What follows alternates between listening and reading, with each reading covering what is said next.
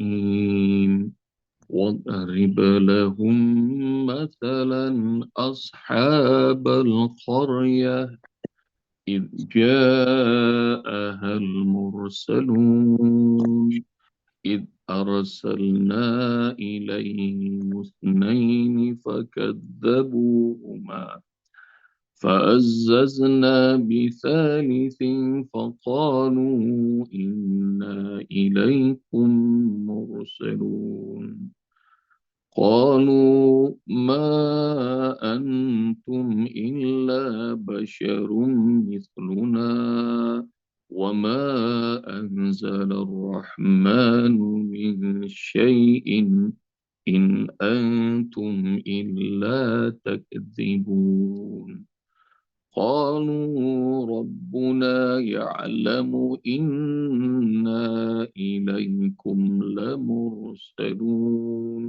وما علينا إلا البلاغ المبين قالوا إنا تطيرنا بكم لئن لم تنتهوا لنرجمنكم وليمسنكم منا عذاب أليم قالوا طائركم معكم أئن ذكرتم بل أنتم قوم مسرفون وجاء من أقصى المدينة رجل يسعى قال يا قوم اتبعوا المرسلين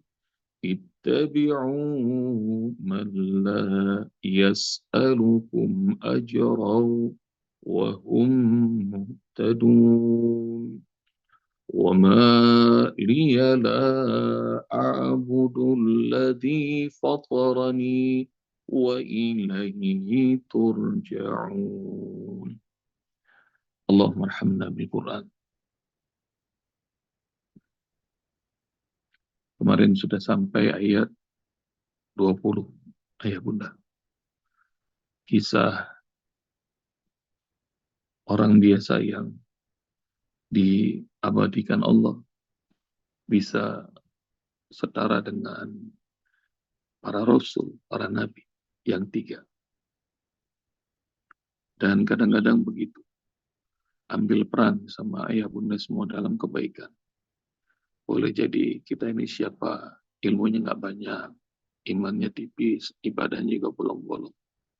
Tapi kalau ada peran kebaikan ambil, boleh jadi itu adalah leverage bakal ngangkat derajat kita di sisi Allah Subhanahu wa taala. Bisa bersama para nabi, bisa setara dengan para rasul. Kita juga sudah belajar dalam surat Al-Kahfi. Anjing makhluk Allah yang dianggap najis mawalazo bisa setara dengan anak-anak muda, Ashabul Kahfi, penghuni surga. Jadi kalau ada peran kebaikan, ikutan, ambil peran. Dan mudah-mudahan diangkat sama Allah Subhanahu wa taala derajat kita. Jadi ada peran kebaikan, ada dai-dai, para rasul, ikut. Ada peran kebaikan, bisa berdagang dengan cara yang jujur, lakukan. Nanti cari sama ayah bunda. Di pasar, sebagai pedagang bisa dapatkan derajat kenabian nanti di hari kiamat. At-tajir as-sodukul amin, pedagang yang jujur, amanah, nanti bersama para nabi dan syuhada kata Rasul di hari kiamat. Masya Allah. Jadi cuma jadi pedagang jujur, yang lain berani cukat, ngurangin timbangan, dia memang enggak. Itu. Yang lain nipu, bahkan sampai sumpah-sumpah. Wah, sumpah bu, kalau segitu mah modalnya juga nggak dapet. Padahal modal untung, tapi gampang bener ngucap sumpah. Nah ini pedagang yang jujur, yang amanah, nanti bersama para nabi dan syuhada. Cari hadisnya sama ya bunda. Jadi maknanya satu, kalau ada peran kebaikan yang ditawarkan sama Allah, ayah bunda ngerti, ambil. Ambil tuh peran. Sama seperti perannya makhluk-makhluk Allah yang kecil, semut, burung, yang membawa air dengan kemampuan masing-masing untuk memadamkan api yang membakar Nabi Ibrahim. Diketawain sama makhluk-makhluk lain. Ya, kalau air segitu mah mana padam api. Aku juga tahu bahwa nggak bakal mungkin padam, kata makhluk-makhluk yang kecil ini. Tapi dengan sikapku ini, biar Allah mengerti di mana aku berpihak. Wah, keren itu kalimat. Jadi kalau ada kebaikan sama keburukan, meskipun pasukan keburukan itu ada bermiliar-miliar orang, pasukan kebaikan cuma sedikit, maka biar Allah lihat di mana kita berpihak. Jangan begitu Dajjal muncul, semuanya orang pada ikut jadi pasukannya Dajjal. Terus karena kita nggak ngerti, maka ikut-ikutan. Nauzubillah. Jadi lihat peran kebaikan ya, ayah bunda. Kalau ada peran kebaikan meski sedikit, ikutan.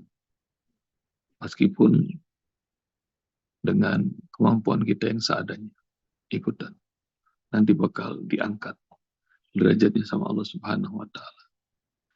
Ini model orang yang nanti bakal masuk surga tanpa hisab. Nanti di ayat 26, qila dkhulul jannah.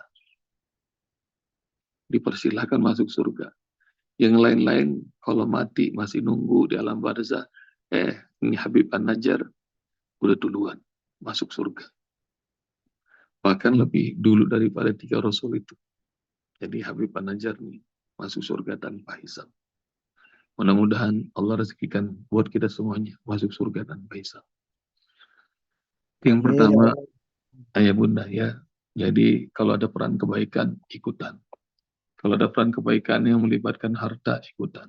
Peran kebaikan yang melibatkan pemikiran, ikutan, mikir. Yang melibatkan perjuangan dengan fisik, ikutan. Meskipun cuma nyiapin cangcimen. Cangcimen lah gitu. Telur kotak, teh asin. Poin 1.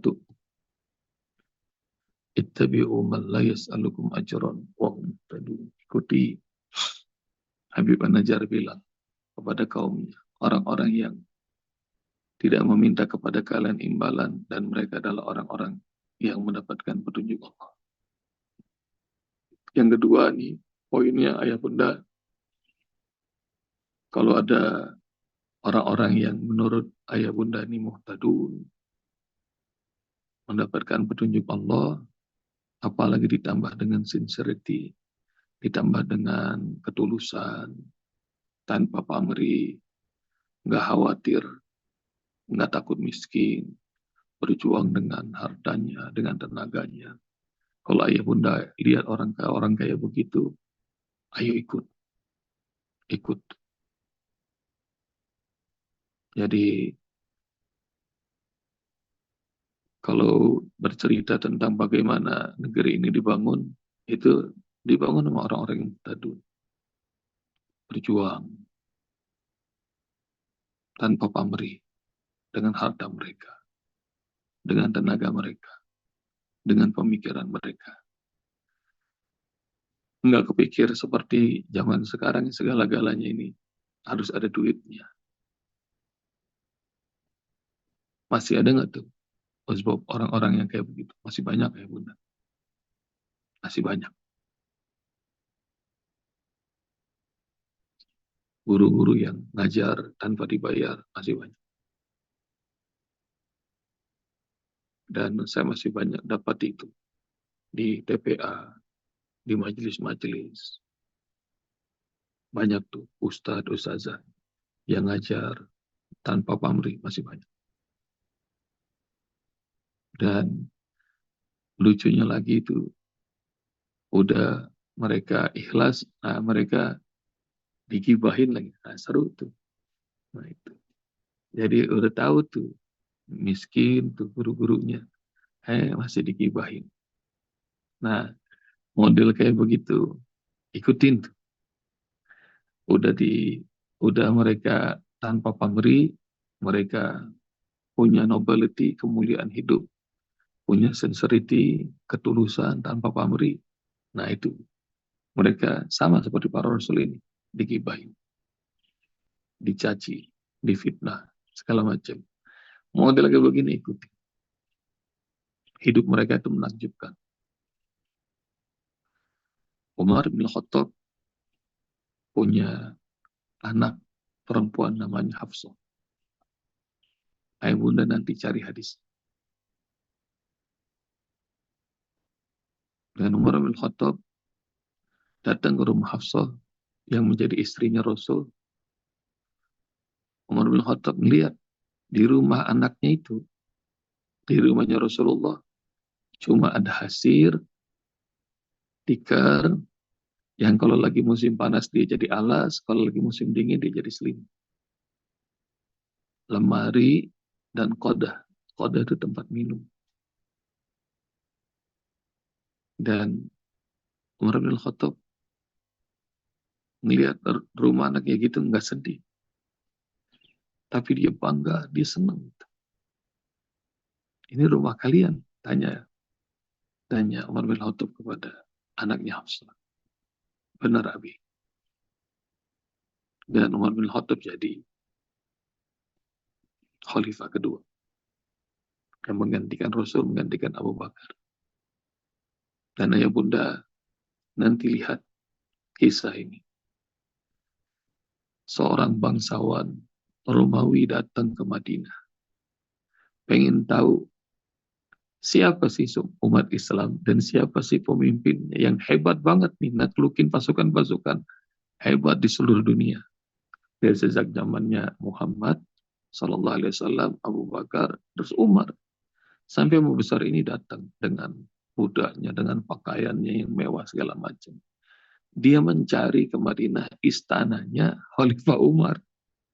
Tapi dicari-cari itu, ditanya di mana istananya, nggak ada istananya. Lalu di mana rumahnya Khalifah? Nah, ditunjukin sama orang-orang rumahnya Khalifah, rumahnya sederhana banget. Di sana diketuk, rupanya nggak ada. Lalu kemudian nanya lagi di mana Umar. Maka orang-orang nunjukin coba cari di masjid. Dicari di masjid nggak ketemu. Dan rupanya nanti ayah bunda lihat kisahnya itu. Khalifah Umar lagi tertidur karena letih, lelah. Dan begitu terbangun, di wajahnya ini masih ada pelepah kurma. Dan pembesar Romawi itu mengatakan, karena engkau begini, maka engkau bisa adil. Karena engkau begini, maka engkau enggak heran bisa berlaku adil. Allahu Akbar. Bunda, nanti cari tuh. Kisah Umar datang ke rumahnya Hafsah melihat kesederhanaan Rasul. Lalu kemudian, ini yang terjadi nih, ayah bunda. Umar masukin dalam hatinya bahwa dunia ini nggak ada yang dicari kecuali ridho Allah. Makan tuh satu piring bisa kenyang. Makan dua piring, alhamdulillah makin kenyang. Makan tiga piring, ayah bunda sanggup nggak kira-kira tiga piring? Nggak ada yang sanggup kan? Maka kalau tiga piring aja nggak sanggup, maka ngapain? Mikirin dunia, nyari bekal sebanyak-banyaknya ngapain? Maka ini, dan Masya Allah. Nah kemarin tuh kita sudah nyari itu berapa luas rumahnya Rasulullah. Dengan halamannya 8 kali 4, 8 kali 5. Sementara kamarnya itu cuma 5 kali 4 atau 5 kali 6 rumahnya Rasulullah. Oh, Masya Allah. Orang yang pemimpin dunia akhirat dan hidup sederhana. Hidup sederhana. Kalau bisa harta, tenaga, pikiran, nah itu digunakan di jalan Allah Subhanahu wa taala. Oslo kejauhan tuh kalau nyari modelnya kayak Rasul dan kayak Umar. Ada aja ntar orang kayak begitu. Zaman begini masih ada nggak tuh orang-orang yang tanpa pamrih? Masih banyak ya Bunda. Masih banyak. Cari itu. Orang-orang yang ngajak kebaikan meskipun mereka kekurangan. Jadi yang dipikirkan mereka adalah terus berlaku baik. Ajarkan kebaikan. Ajak orang kebaikan. Meskipun mereka kekurangan. Masih banyak. Dan saya masih punya guru yang di Bogor ini. Beliau masih memilih itu. Tinggalnya di rumah yang sempit, yang kecil. Di kampus. Sampai bertahun-tahun lebih dari 20 tahun saya jadi muridnya. Saya dan murid-muridnya yang berpikir, ini kiai. Kapan punya rumah ya? Pada rumahnya didatengin banyak tokoh, banyak menteri. Jabatan beliau mentereng di jabatan pemerintah, di level nasional maupun internasional. Tapi rumahnya, Masya Allah. Dan, ikutin tuh orang-orang kayak begitu. Ittabi'u man la yas'alukum ajran wa hum muhtadun. Kalau ngasih nasihat, kayaknya nggak banyak ucapannya, omongannya, tapi dalam banget, ngena. Karena biasa berbicara dengan Allah. Jadi kalau nyentuh hati manusia, simple, sederhana baginya.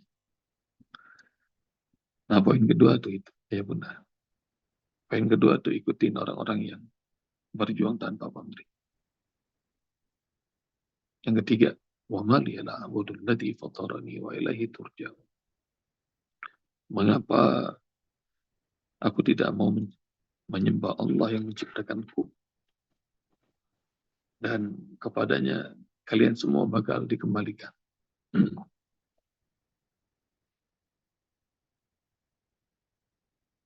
Poin yang ketiga adalah reorientasi hidup. Reorientasi hidup tuh kalau sempat nyasar, balikin lagi. Tugas kita yang paling utama itu adalah ibadah. Jadi nggak usah terpedaya dengan dunia, nggak usah terpedaya dengan setan. Nanti dalam surat Fatir ayah bunda